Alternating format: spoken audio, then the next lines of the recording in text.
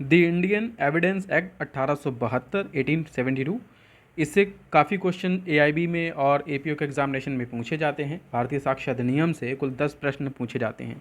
सबसे ज़्यादा अगर किसी लॉ के एग्ज़ाम में क्वेश्चन पूछा जाता है तो इसी सेक्शन से। इस सेक्शन को तैयार करना एक बहुत ही इम्पॉर्टेंट है, और इस एक नज़र से भी कि इसके क्वेश्चंस जो हैं जनरली रिपीट भी होते हैं।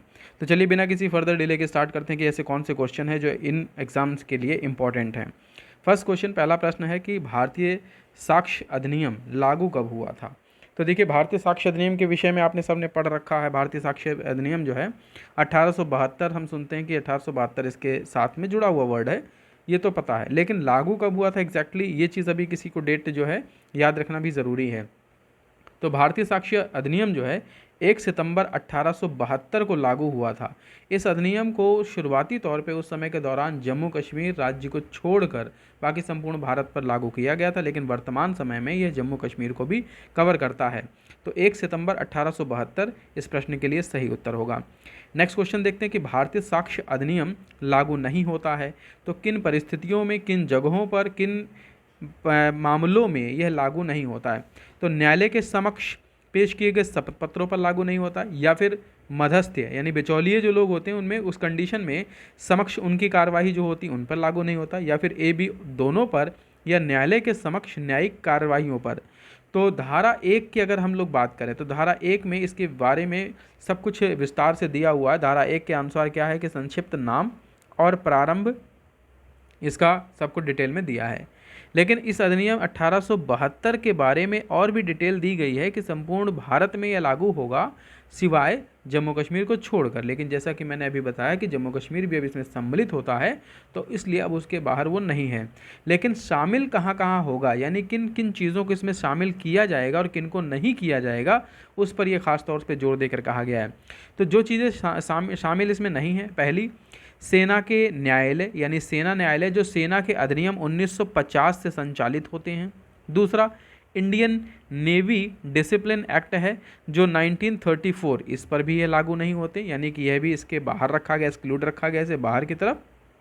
इसके अतिरिक्त वायुसेना अधिनियम 1950 इसके अंतर्गत नहीं आता है, वह भी एक अलग संगठन के तहत चलता है। तो ये 3 चीज़ें तो इसके बाहर रखी गई। इसके अलावा क्या रखा गया है कि किसी न्यायालय या अधिकारी के समक्ष जो शपथ पत्र प्रस्तुत किए जाएंगे उसके समक्ष यह लागू नहीं होगा, और इसके अतिरिक्त मध्यस्थ के समक्ष कार्रवाइयों पर। तो यानी इसके लिए ऑप्शन नंबर सी सही होगा, क्योंकि यह ए और बी दोनों के विषय में वर्णन करता है कि जिन्हें बाहर रखा गया है।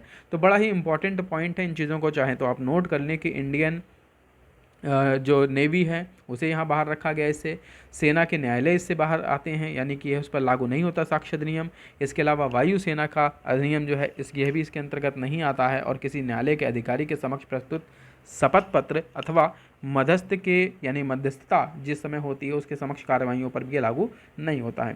तो ये बहुत ही इंपॉर्टेंट क्वेश्चन है, इसको आप लोग अलग से नोट जरूर कर लें, क्योंकि ये चीज़ें जनरली पूछी जाती हैं कि भारतीय साक्ष्य अधिनियम के अंतर्गत कौन कौन सी चीज़ें नहीं आती हैं। चलिए नेक्स्ट वन क्वेश्चन देखते हैं। बहुत ही इंपॉर्टेंट क्वेश्चन है कि निम्नलिखित में से कौन सा एक कथन सही नहीं है। फोकस करना इस पर नहीं है, कौन सा सही नहीं है। तो देखिए, यह कथन, पहले 4 कथन दिए हुए हैं, चारों कथन में से यह तय करना है कि कौन सा सही नहीं है। जैसे पहला कह रहा है कि यह कि किसी मनुष्य ने कुछ सुना या देखा, एक तथ्य है। यह दूसरा कथन कहता है कि किसी मनुष्य ने कुछ शब्द कहे, कुछ अजीब वर्ड बोले, यह तथ्य है। या फिर यह कि किसी मनुष्य ने किसी व्यक्ति की ख्याति यानी उसकी प्रसिद्धि, एक तथ्य नहीं है। किसी व्यक्ति की प्रसिद्धि क्या उसकी एक तथ्य नहीं है। और फिर पूछता है कि यह कि एक मनुष्य का अमुक राय रखता है, यह एक तथ्य है। तो देखिए बेसिकली क्या है, किसी ने कुछ सुना, यह एक तथ्य होता है, यानी कि एविडेंस एक्ट में इसको प्रूफ के तौर पे माना जाता है कि किसी ने कुछ सुना। दूसरा, किसी ने कुछ कहा, ऊट पटांग शब्द बोले, गाली गलौज किए और गंदे शब्द प्रयोग किए, अगर कोई इसकी गवाही देता है तो यह भी एक तथ्य है। इसके अतिरिक्त फिर कहा जा रहा है कि किसी व्यक्ति की प्रसिद्धि क्या तथ्य नहीं है, तो किसी व्यक्ति की प्रसिद्धि भी तथ्य होती है, क्योंकि इसके अनुसार ऐसी कोई भी वस्तु या ऐसी कोई भी चीज़, व्यवस्था जिसका संबंध इंद्रियों से हो, ये सब चीज़ें, और कोई मानसिक दशा जिसका भान किसी व्यक्ति को ना हो यानी उसका पता ना चले, तो ये सारी चीज़ें जो हैं इसके तथ्य के अनुसार अंतर्गत आती हैं, दोनों चीज़ें। तो जब कोई ऐसी कोई वस्तु जिससे खाली हम महसूस करते हैं वो भी, और जिससे कोई फील करते हैं, जैसे किसी की रेपुटेशन है, किसी का जो एक तरीके का प्रसिद्धि है वो भी महसूस करते हैं। तो ये दोनों चीज़ भी इसके अंतर्गत आती हैं। इसके लिए इस प्रश्न का उत्तर ऑप्शन नंबर सी सही होगा, यानी कि ये किसी व्यक्ति की ख्याति ये तथ्य नहीं है। ये प्रश्न का उत्तर यहाँ पर ये ऑप्शन गलत है। तो ये पूछ रहा था कौन सा सही नहीं है, तो यही एक ऑप्शन इसमें सही नहीं है। नेक्स्ट वन देखते हैं कि साक्ष्य अधिनियम यानी भारतीय साक्ष्य अधिनियम संबंध में निम्न में से कथनों में कौन सा सही है। अब इसमें बताना कौन सा सही है। अधिनियम के विधेयक यानी इसका जो अधिनियम का विधेयक है वह प्रारूप सर हेनरी मेन ने तैयार किया था। दूसरा, यह पूछा जाता है कि अधिनियम के विधेयक का प्रारूप सर जेम्स स्टीफन ने तैयार किया था। तीसरा, अधिनियम के विधेयक का प्रारूप द्वितीय विधि आयोग द्वारा तैयार किया गया था, या फिर उपयुक्त में से कोई नहीं। तो किस कंडीशन में ऐसा होता है। तो देखिए, साक्ष्य अधिनियम के अंतर्गत अगर 1872 की बात करेंगे तो विधेयक का प्रारूप जो है वो सर जेम्स स्टीफन ने तैयार किया था। तो इसमें ऑप्शन नंबर बी इस प्रश्न के उत्तर के लिए सही होगा।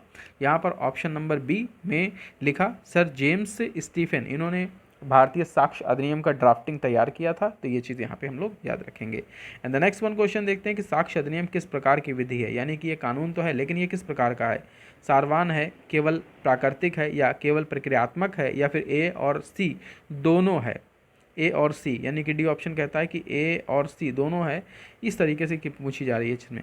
तो बेसिकली भारतीय साक्ष्य अधिनियम किस प्रकार की विधि है, ये जनरली क्वेश्चन बहुत इंपॉर्टेंट है, पूछा जाता है। यह एक प्रक्रियात्मक विधि है, समझ लीजिए इसको, यानी एग्जीक्यूट करने के लिए, किसी कार्य को करने के लिए जो प्रक्रिया अपनाई जाएगी वो इसमें एविडेंस एक्ट में बताया गया है। और विशेष तौर पर इसमें कहा गया है कि अधिकारियों के काम के तरीके में अपनाई जाने वाली कार्यवाहियों को निर्धारण करने के लिए इस विधि का प्रयोग किया जाता है, इसलिए यह एक प्रक्रियात्मक विधि कहलाती है। तो इस क्वेश्चन का ऑप्शन नंबर सी सही होगा, यानी इसके लिए उत्तर नंबर सी टिक करेंगे। And the next one question है साक्ष्य अधिनियम है, तो साक्ष्य अधिनियम किस प्रकार की विधि है।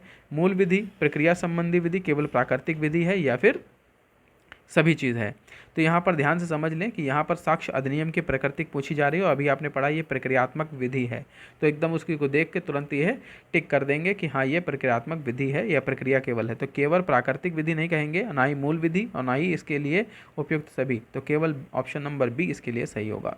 And the next one question है निम्नलिखित में से कौन सी विधि को भारतीय साक्ष्य अधिनियम 1872 का आधार माना जाता है, यानी उसका बेस क्या है। तो उस स्थान की विधि यानी उस जगह की कानून जिस स्थान पर ऐसा कोई काम किया गया, अपराध किया गया हो, या उस स्थान का कानून जहाँ पर अन्वेषण या इन्वेस्टिगेशन या फिर जांच की गई थी, या फिर उस स्थान का कानून जहाँ पक्षों ने अपना समाधान ढूंढा था, या फिर उस स्थान का कानून जहाँ किसी मामले में कार्यवाही की जानी थी, लेक्स फेरी जिसे कहा जाता है। तो बेसिकली ये ध्यान रखिएगा यहाँ पर कि ये जब इस तरीके की चीज़ें पूछी जाएंगी तो यहाँ पे एक नाम याद रखना है आपको, लेक्स फेरी। बहुत इंपॉर्टेंट नाम है, बहुत ही ज़्यादा। भारतीय साक्ष्य अधिनियम 1872 के आधार पे एक फोरम तैयार किया गया था जिसका नाम था लेक्स फेरी। लेक्स फेरी कहा जाता है, इन्होंने माना था, इसको माना जाता है, जिसके संबंध में ये कहा जाता है कि हाउस ऑफ लॉर्ड्स ने बेन बनाम Raven and Farmers Junction Railway 1850 के मामले में एक स्पष्टीकरण दिया था। और स्पष्टीकरण ये था कि साक्ष्य विधि को स्थानीय न्यायालय की विधि होती है और उसे अधिशासित करती है, यानी उसे वहीं से चलाया जाता है। और यह सब उस देश के विधि के अनुसार तय होता है जिसमें यह प्रश्न उठता है, यानी किसी भी देश के अंतर्गत यदि कोई भी दंड संहिता है, कोई भी, और इसके अलावा CRPC है या इस तरीके के CPC है, तो इन सब की विधियों के अंतर्गत इसे रखा जाता है। तो वहाँ पर उसके अनुसार ही ये एक स्थानीय विधि के मामले में होता है, यानी कि किसी मामले की कार्यवाही जहाँ होनी होती है उसी जगह पर यह लागू होता है। तो इस प्रश्न के लिए ऑप्शन नंबर डी सही होगा। बहुत ही इंपॉर्टेंट क्वेश्चन है। अगर आप चैनल पर नए हैं तो चैनल को लाइक ज़रूर करें और सब्सक्राइब कर लें चैनल को। इसके आगे फर्दर हमारे वीडियो आपको टाइमली मिलते रहेंगे। चलिए नेक्स्ट वन क्वेश्चन देखते हैं कि साक्ष्य विधि है। साक्ष्य विधि क्या है। लेक्स टेनिसिस, लेक्स लोसी लोनुसिस, या फिर लेक्स फेरी, या फिर लेक्सिटस। तो ये लेक्स फेरी है। लेक्स फेरी का एक्सप्लेनेशन अभी आपने पिछले क्वेश्चन में देखा, तो सिंपल सा इसका आंसर आप दे सकते हैं। And the next one question साक्ष्य विधि है किस तरीके की। तो साक्ष्य विधि भूतलक्षी प्रभाव रखती है, यानी कि ये प्राचीन काल या पीछे की चीज़ों को दिखाती है, व्यक्ति के मूल अधिकारों को प्रभावित करती है, या फिर सदैव भविष्य लक्षी होती है, यानी कि भविष्य में जो चीज़ होने वाली है, या फिर प्रक्रियात्मक विधि नहीं है। तो बेसिकली क्या पूछा जा रहा है ये चीज़ समझ लीजिए। तो इसमें आपको ये बताना है कि ये किस तरीके का है। तो भूतलक्षी प्रभाव यानी कि हम पूर्व में कोई अगर घटना की है तो पूर्व की कोई घटना को ही प्रूफ करने के लिए, यानी पहले की कोई घटना प्रूफ करने के लिए ही हमें एविडेंस एक्ट की ज़रूरत होती है। उस दौरान हमें ये बताना होता है कि पहले जो घटना की गई है वो वास्तव में किसके द्वारा की गई है, किस समय की गई है, उसमें क्या क्या तथ्य मौजूद हैं।